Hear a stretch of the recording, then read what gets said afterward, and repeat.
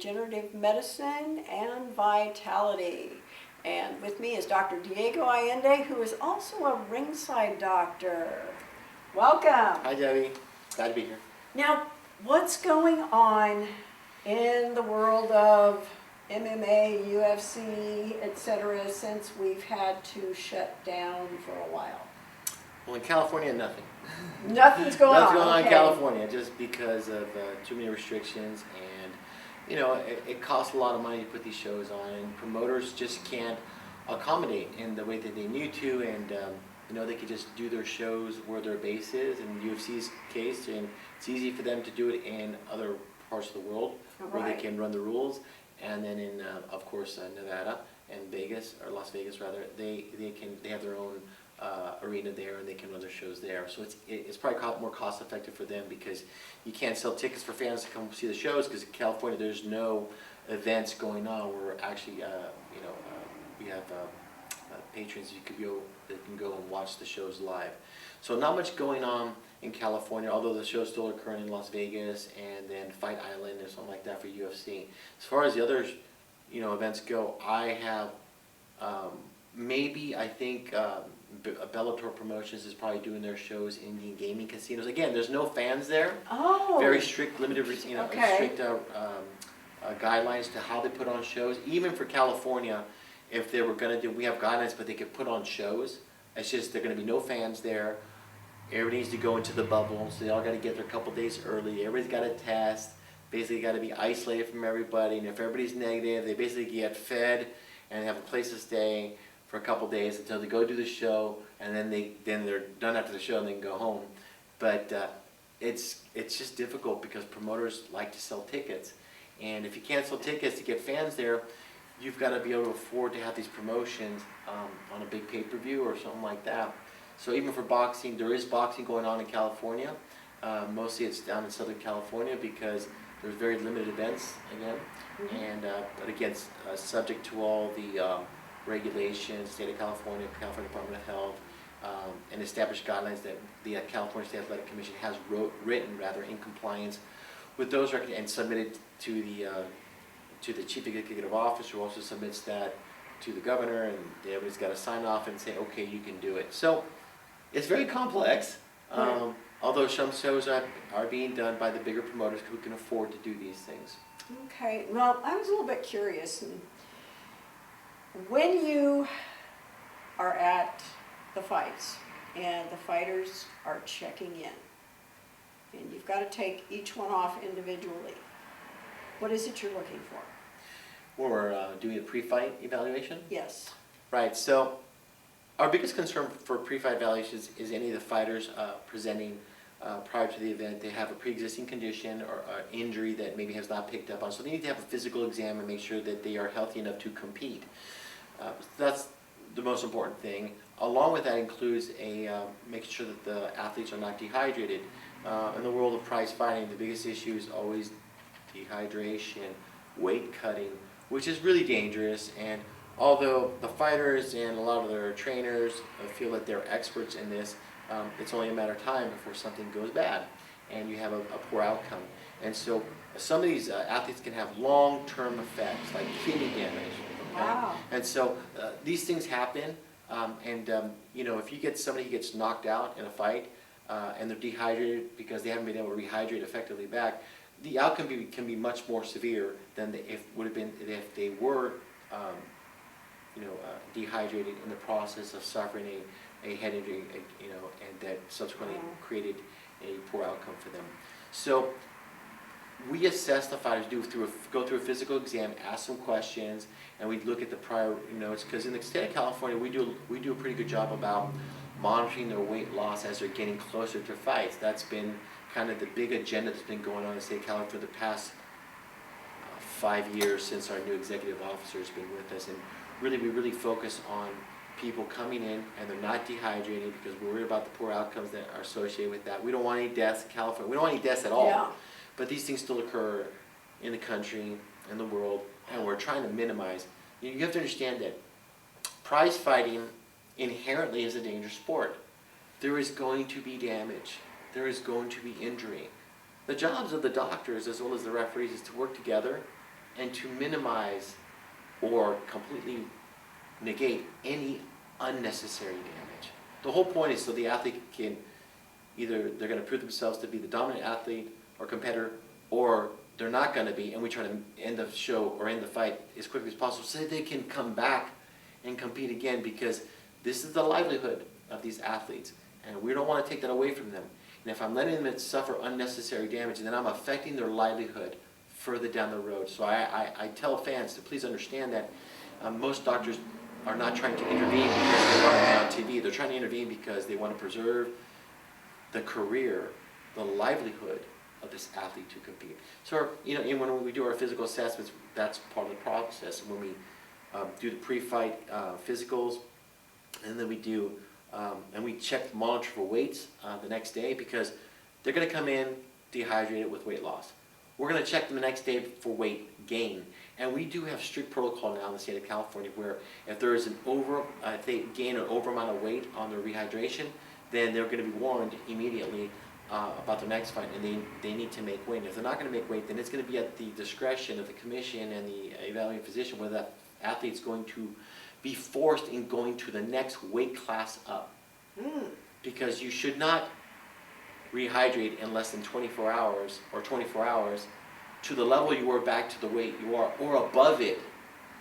Especially if it's something like 10%. If it's above 10%, it's like, that's not acceptable. Okay, because now we know that the athlete's being dehydrated, or maybe even still is dehydrated, because through years of research and understanding, we know it in a 24 hours time, an athlete's not able to rehydrate completely. They're about 50% rehydrated. It usually takes closer to several days for an athlete, maybe even up to a week, to get completely rehydrated, because the cells are not able to assimilate all that fluid right away. You have to be careful how fast that fluid goes back into the cells, because the cells can burst. Okay, Wow. They get depleted of fluids, and then the cells in your body, including your brain, including your organs, they suffer the same thing. Initial weight loss is usually vascular. It's all in the circulation. Okay, and then when somebody needs to really squeeze themselves, they start to dehydrate their organs, and then we've got a problem. Yeah. So our goal is to minimize unnecessary harm and damage. Educate, educate, educate. This isn't bro science. This is about medical science. Okay, these are the facts.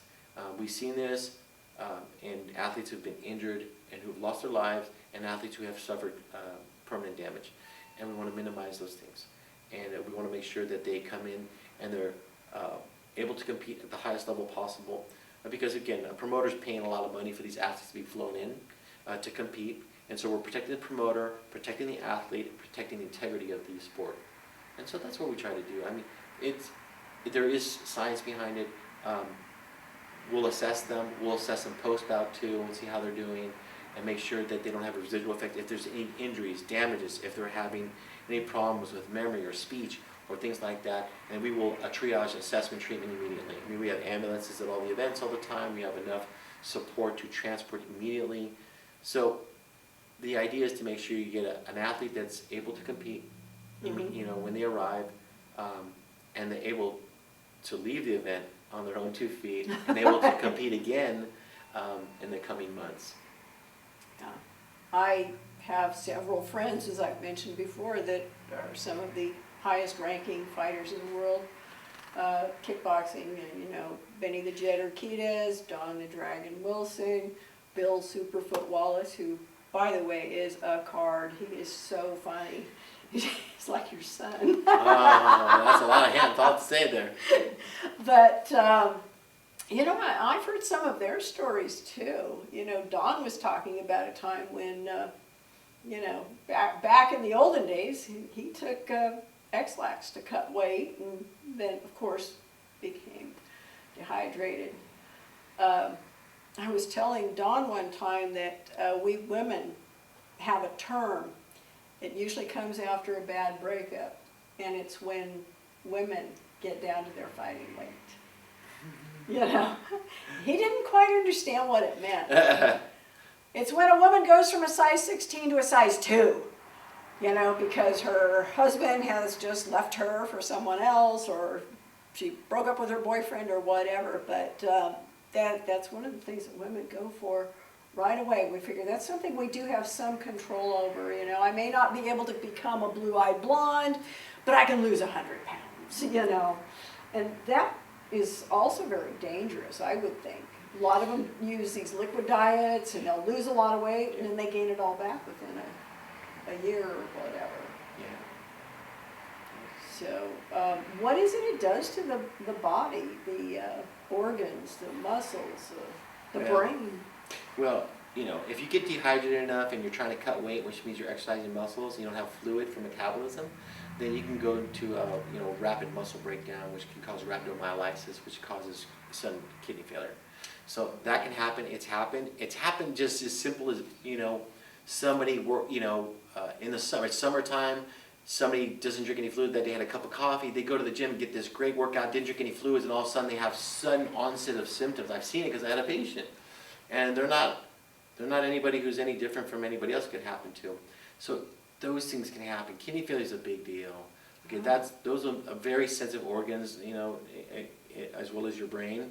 Obviously it affects your ability to meditate, you know, and to use and have memory, and to make good cognitive decisions, and your perception. So all these things, it affects everything. So it's super important that hydration is, and I know I've said this many times before, but hydration is critical to the function of the human body. And the kidneys I mentioned because they're the most sensitive, as well as your brain. But it doesn't mean your liver can't suffer damage. Okay, I mean, if you have a heart attack and you aren't getting blood supply to your liver can have a sudden severe damage too. You could see that liver enzymes elevated on blood testing. So your liver suffered oxygen deprivation too. Now your muscles can be a little more resilient in a hydration state, but if you're working them, oh no, they're going to suffer. That's why I said you get sudden muscle breakdown, you get all this protein breaking down, it's going to shoot your kidneys, and then you're going to be in the hospital getting like acute dialysis, yeah, and having your blood filtered for you. So those are things, and those are the severest forms. You know, but if you just think about your judgment or impairing judgment, you know, or having good memory, those can be a little more subtle in the beginning, but then you get, you know, the other things I mentioned are more drastic, but nonetheless, those are severe outcomes. So those are things that can be very devastating for people, and just overall, just not feeling good. Just don't feel good. Yeah, having energy. I've been there. Or then, you know, you're craving food when you're really actually thirsty because you're dehydrated, you know. Yeah. But, you know, these athletes all cut weight, so they're hungry too. They're hungry and thirsty. But again, it's a very dangerous practice. It's not something we advocate. I think if you lose 10 pounds, depending on how much you weigh, obviously, if you use 10 pounds, you know, a day or two before your competition, that's all water weight, and you can gain that pretty quickly. But it doesn't, because you're a little dehydrated for sure, and we can measure that based upon, we can do body percent measurements. And so, and we can do physical exam findings like tenting of the skin, you know, we can see a rapid heart rate, rapid breathing. We can see those things, poor response to questions, slurring your speech, because we look at these things, we're examining athletes before, you know, we clear them for their physical, and before they do their weigh-in. I've seen people pass out at the weigh-in. Oh my gosh. Yeah, I mean, or act in an abnormal fashion where they're just not acting in an erratic fashion, when you know that's not their personality. And so we've had to, you know, we've had to call those fights and stop them. Wow. And they're not going to happen. So they get rescheduled for another date, or have to come back and re-examine the athlete to make sure they're actually safe to compete. Wow. Yeah. A lot of things we don't think about. We just go to the fight and see these two guys or two women. A lot of people really like to watch the women fight. Yeah. I've noticed. Yeah, I guess I have a response to that. I mean, I have daughters, you know, I don't want to see my daughters get in a slugfest or a fight, you know, I'd rather, you know. I'll tell you, the meanest fights I've ever seen were between women. Yeah, because they're vindictive. I'm kidding. No. This is my personal experience. I've seen some barroom brawls between women, and I'll tell you, you know, guys will get this business going, you know. Women, it does look like a cat fight. You know, hair's flying. I've seen it in the classroom. As a substitute teacher, I have seen two girls go at it where the girl had braids and they were coming out because they were braided into her hair. Yeah. Wasn't her hair.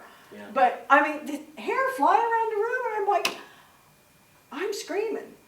You know, I can't even get to the phone to call for the campus assistant to come and get these girls because it's already, it's going on. Yeah, yeah.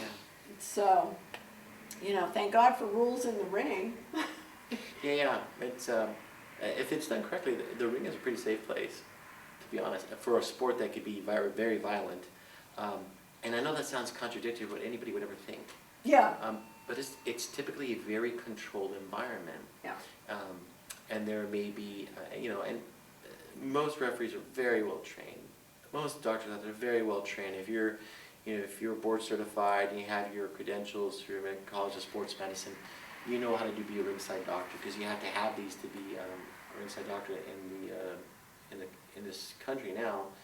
Most of the states are involved in the American or the Association of Ringside Physicians, and that's part of the protocol. If you want to be part of the members, you have to be certified, and I think that's a minimum requirement. And so, like I said, it can be a very controlled environment, and so I think that there is room for it. I think a lot of medical like response or other medical people in the medical community have an adverse response to prize fighting, and they think that it's barbaric and this and that, and like it's not if you grow up in the hood or if you grow up in, you know, the inner city and this is your way out. Yeah. If this is your way out, you know, then how are you going to tell somebody that? Because, you know, we can say, oh, they get educated, but that's just, you know, that's a whole nother political thing. So the idea that it's so simple, that's just ridiculous. That is not that simple. There's a whole lot of issues that go, psychosocial things like that, go into being able to assess whether somebody's able to do that. But you accept them for what they are when they come in. And if you don't want to be a physician that take care of them, then don't do it. Leave it for doctors, clinicians that are well trained who appreciate and respect the sport and the competition to care for these athletes, because you know what, they're going to get better care. Yeah, I agree. All right. Well, thank you very much. My pleasure.